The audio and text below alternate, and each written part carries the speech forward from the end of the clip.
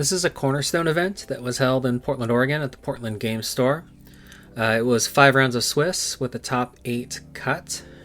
At the top of the screen is a player named Gage playing his Druid deck. The bottom of the screen is a relatively new player named Nate playing a Geomancer deck.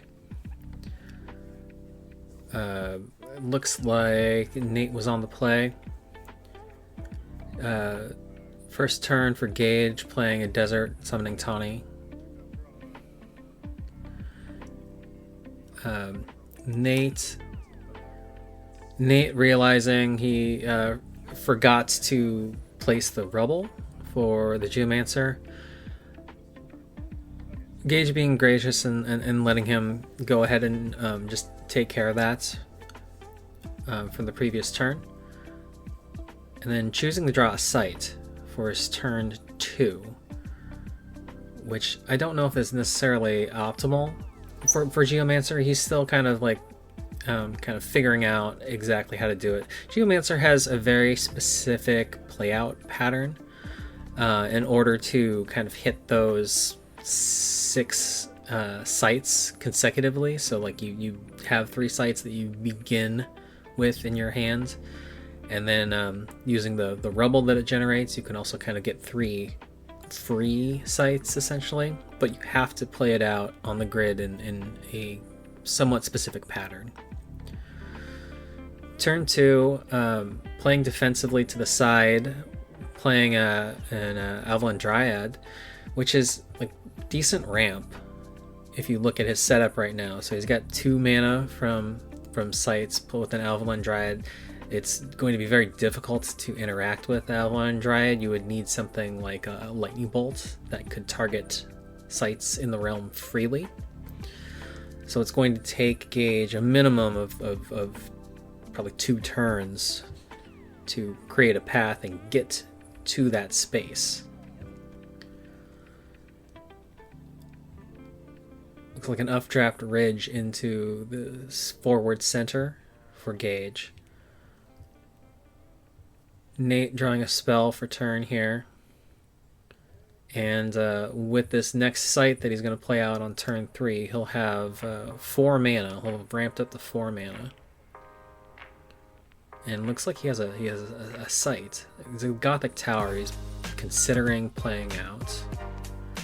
That would get him to 5 mana. 5 mana turn 3. Yeah, so he's gonna get a +1 from that Genesis, 1 from the Dryad, 4 mana for the Skirmishers of Moon. Can't make use of all 5 for the turn. He's gonna pass back to Gage. So, as an example of just like the very specific play pattern that Geomancer has to play, the sites that you play freely from hand in order to kind of hit that 1 site per turn curve up to 6, you have to play an earth site in order to generate that rubble from the Geomancer's ability. So by playing the Gothic Tower early, he doesn't get that advantage.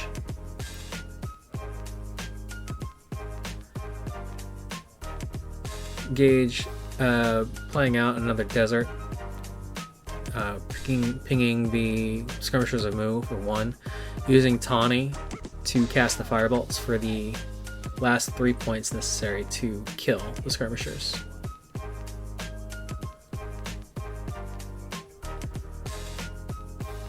And then using Tawny with that +1 movement from Updraft Bridge to fly to the Dryads and trade the Tawny token for the Dryads. So Nate starting his 4th turn now, back down to 3 mana. He's going to tap for a Humble Village, paying 1 to create the Foot Soldier. 3 mana left in his mana pool for turn. and that is an Earth site. I believe he does have the option to play a Rubble. Out. So another Rubble, yeah, Gage reminding him about the Rubble token. 3 mana left for an Autumn Unicorn. Pretty strong play. Autumn Unicorn, 4 power body onto the table.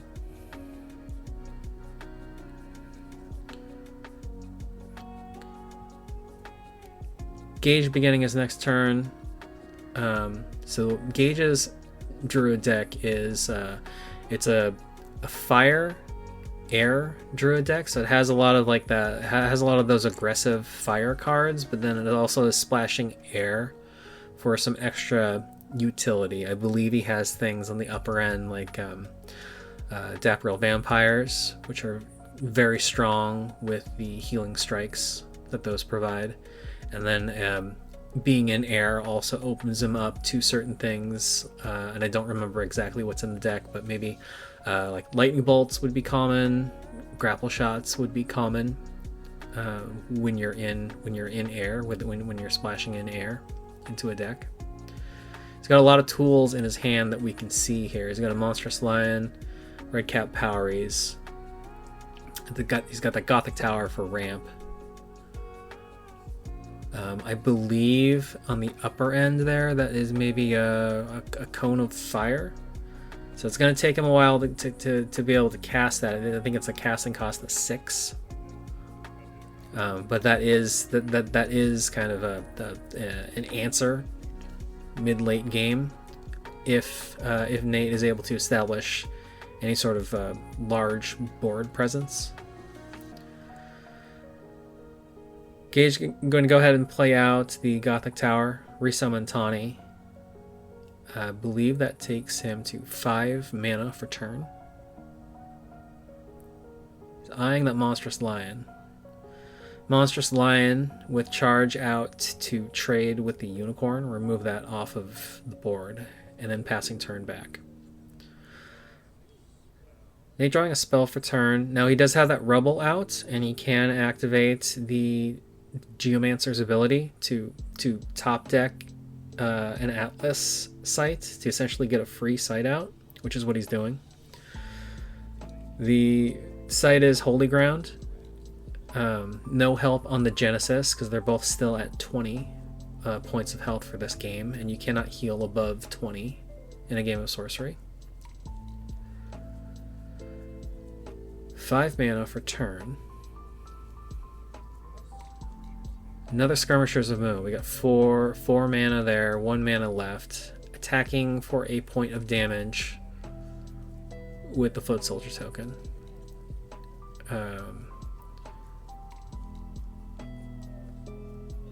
Doesn't look like he can make use of that final point of mana. Passing turn back.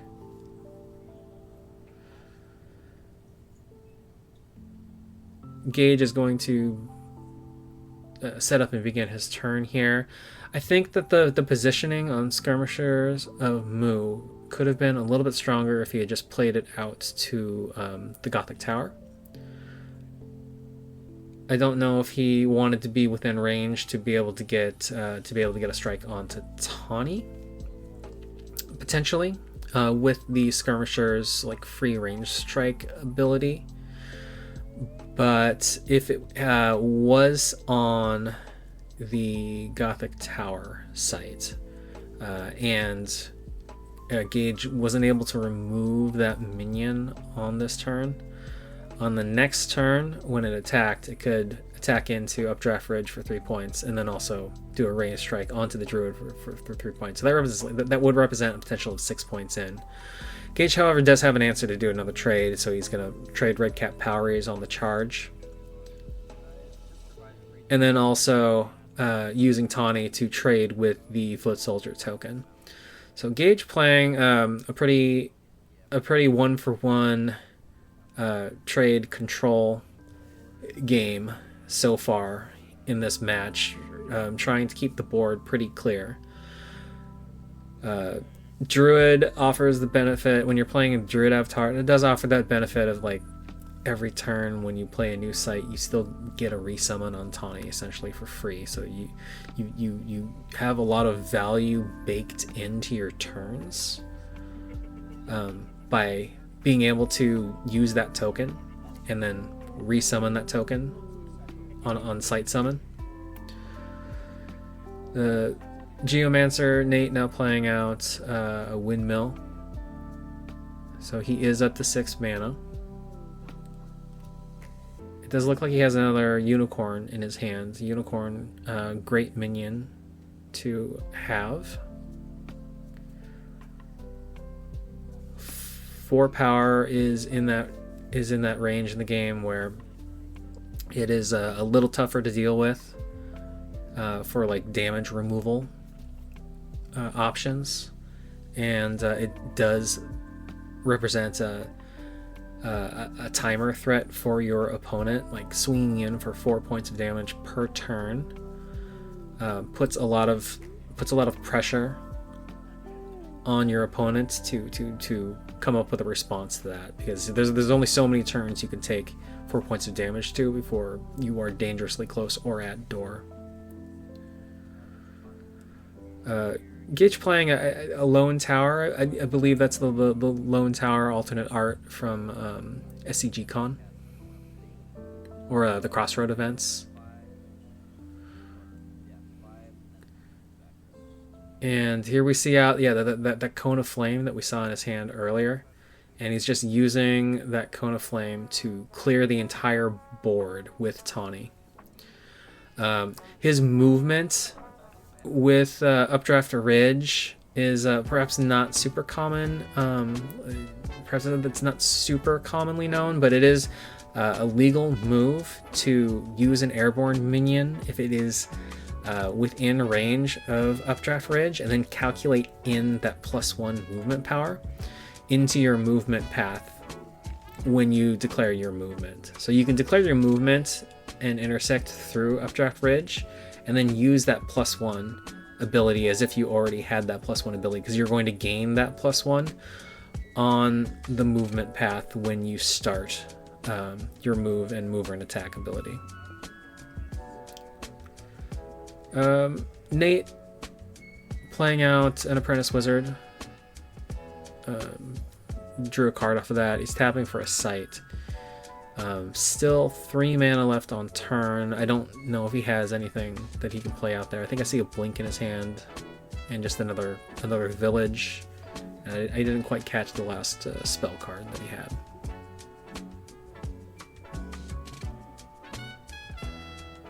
Gage, it looks like he tapped like a Hounds of Onderos. So a Hounds, another a 4-power minion, very mobile. They have a lot of keywords on there, so it's like Airborne, Voidwalk, just the full pack. Allows them to get pretty much anywhere on the board, anywhere on the board that they want. Tapping the Druid to draw a sight.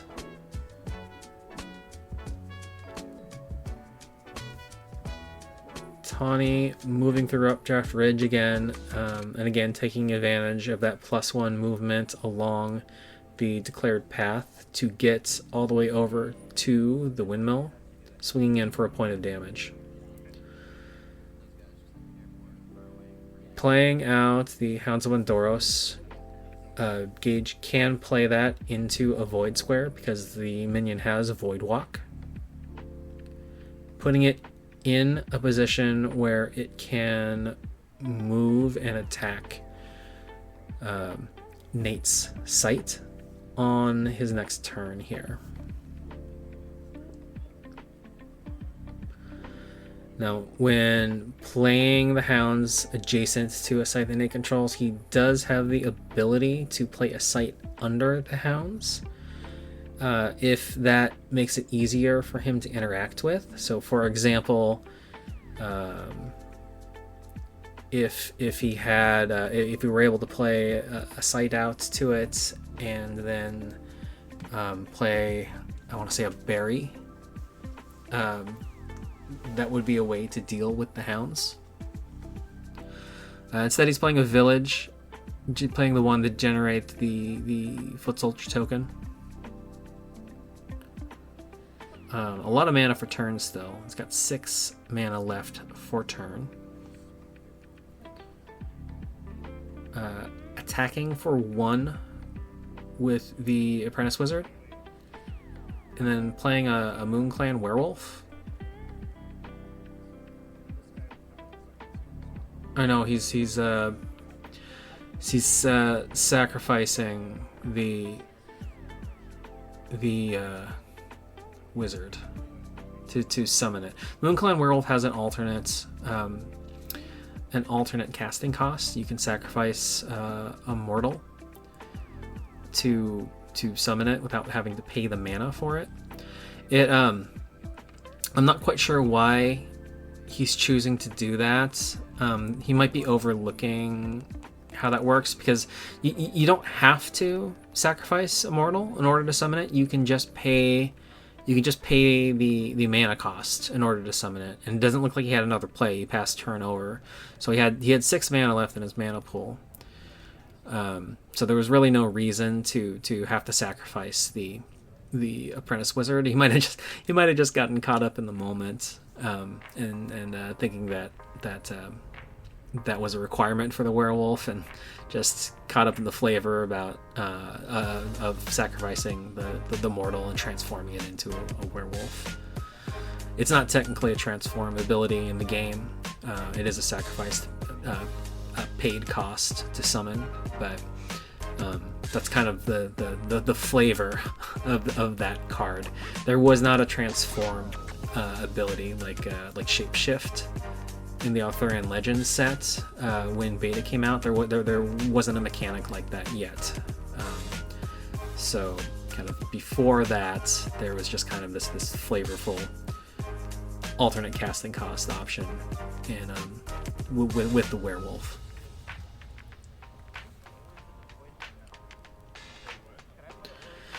Gage double checking on if an aura can be legally played intersecting into the void. The answer is yes, but I think he just wanted to make sure that he could play that Black Plague in that position on there.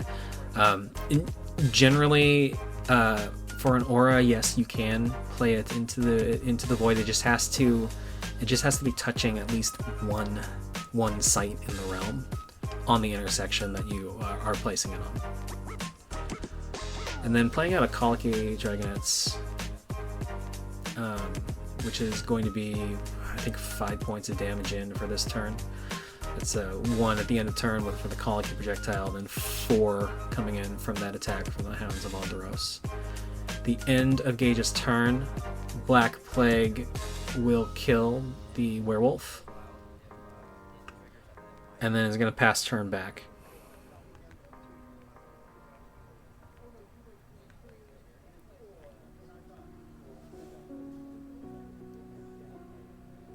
Nate slipping further and further behind in this game. He's going to have to come up with something here to try to stabilize this board state. He's staring down 2 kind of slippery mid-range minions. A Root Spider will definitely help him there. Root Spider under the Holy Ground will disable the Hound of Alderos. And he still has that Colicky that he has to deal with, Colicky Dragonets.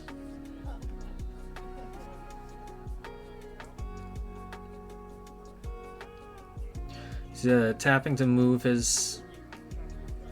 No, I think he was thinking about moving, and he changed his mind. He tapped to draw sight instead. I don't know if he was thinking about... He was thinking maybe... I don't know if he was thinking maybe he could get out of the projectile lane for the Colicky. But instead he plays the Magic Missiles to remove the Colicky. And then pass turn back.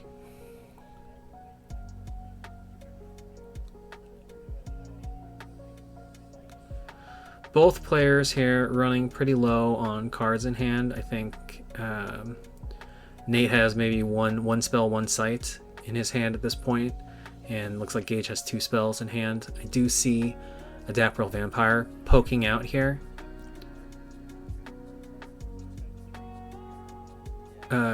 Gage is moving his Druid. He's not flipping the Druid now because he's just moving to that site, but he was flipping it over to show Nate because Nate was asking about the flippability on the Druid and what it does. So they're just having a quick discussion about that.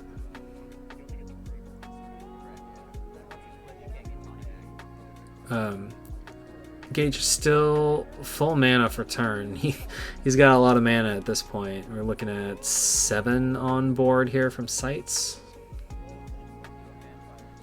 5 for Dapperel Vampire. 5 from the Dapperel Vampire in a very defensive position.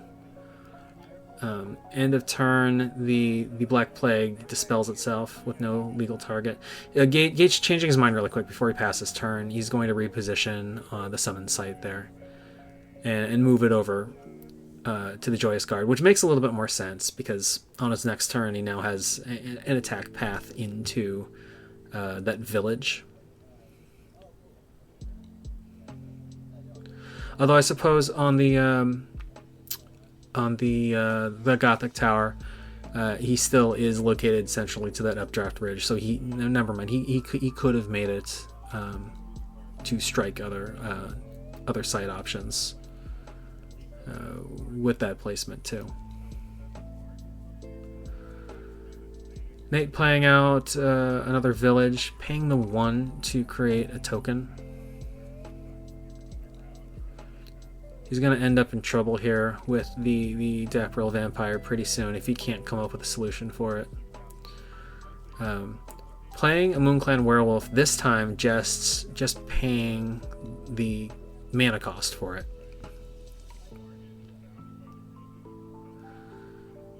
Moonclan Werewolf, again, I don't think that he's particularly thinking about that because it is an easy thing to forget, but with Updraft Ridge, with an airborne minion, it is within striking range if he wants it to be. With the Dapperel Vampire, the Dapperel Vampire can declare an attack path to the werewolf, and then when it passes through Updraft, it's going to get that +1 to get there. Gage taking the opportunity to flip the Druid at this point in time, create Bruin.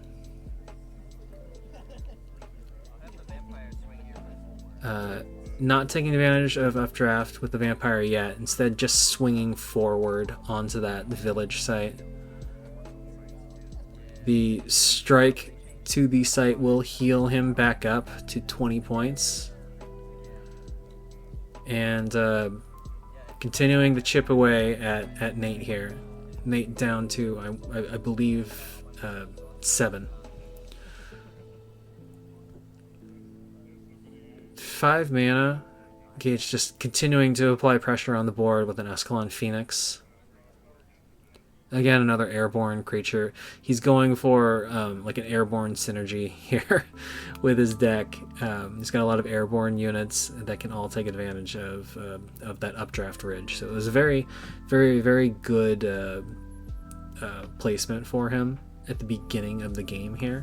He's gotten a lot of potential value out of having that site in the center of the board. Nate paying 2 for a blink to draw a spell and also blink his werewolf. Attacking the tower for 3 points of damage. Gage choosing to defend with the Phoenix, going through Updraft Ridge for that +1. They're double checking that ruling here. Like they're asking if that's legal.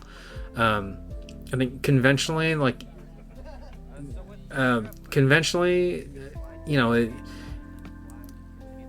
if they're using the same logic where like Gage already knows that he can move and attack going through Updraft Ridge and getting that +1 movement, then it stands to reason that all the defend ability would also allow that too. It comes down to I want to say how the game and how the codex comprehensive rules that came out for the game this year define range of motion. And I'll pop up that section on range of motion on the screen here directly from the codex online. But I mean, it has to do with that second paragraph. If you're looking at passive abilities when the game looks ahead, Updraft Ridge is a passive ability for the +1. So when you are determining a unit's range of motion and where it could reach if it used a move and attack basic ability, if it goes through Updraft Ridge, it can get that +1, and so it can reach that outcome. So again, they're having that discussion. I think they just wanted to double make sure, because it was the defend was a move that caught Nate off guard, despite the fact that they had been kind of taking advantage of that for the first half of this game with Tawny the entire time. Gage also saying that he learned about that role interaction, how that worked when he went to a CG Con in Houston earlier this year. So like veteran competitive players kind of already knew about that ruling and how that interaction specifically worked with airborne units.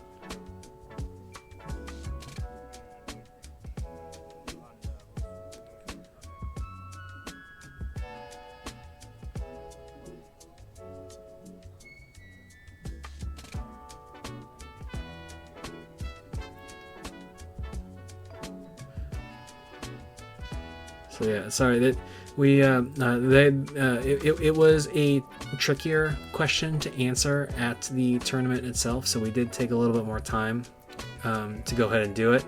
So we did do our due diligence. We kind of checked the codex, we checked online, and I think we're just coming to the final conclusion here. Gage offering to let Nate roll that defend back or attack back since he wasn't aware of that possibility, but Nate saying it's fine, like he'll take the loss, and he's just kind of like there to learn and have fun with the game. So they're letting the defend go through. Nate playing an entangled terrain. And I think he said he had that entangled terrain in his hand the previous turn, but opted not to cast it, and then kind of he's regretting that now. He should have cast it, just because now entangled terrain will immobilize the vampire, but it's going to immobilize the vampire and Brune, but it'll immobilize them on the sites that they're already on, and the vampire is already on his site, so it can still activate the basic ability to attack. It just can't move off the site. So it would have been more advantageous if he had the ability to play that on the turn when it was still on Joyous Guard, to lock it down onto Joyous Guard for 3 turns. That would have bought him a little bit more time. Instead, the vampire is attacking him for 3. Gage using a grapple shot on the Phoenix to take out the Foot Soldier token and attack the site for Death's Door. Nate playing out a Fomorian Giant, and just passing turn. He knows the game's over at this point, so he's just kind of graciously accepting defeat here. It was it was pretty neck and neck there for the first part of the game. Pretty fun to watch. Gage playing a very controlling kind of a game of trades there. Nate not quite hitting that optimal Geomancer ramp, but still getting a lot of consistent minions out on the board. So this was round 1 of the Swiss rounds, and we will move on to round 2 next.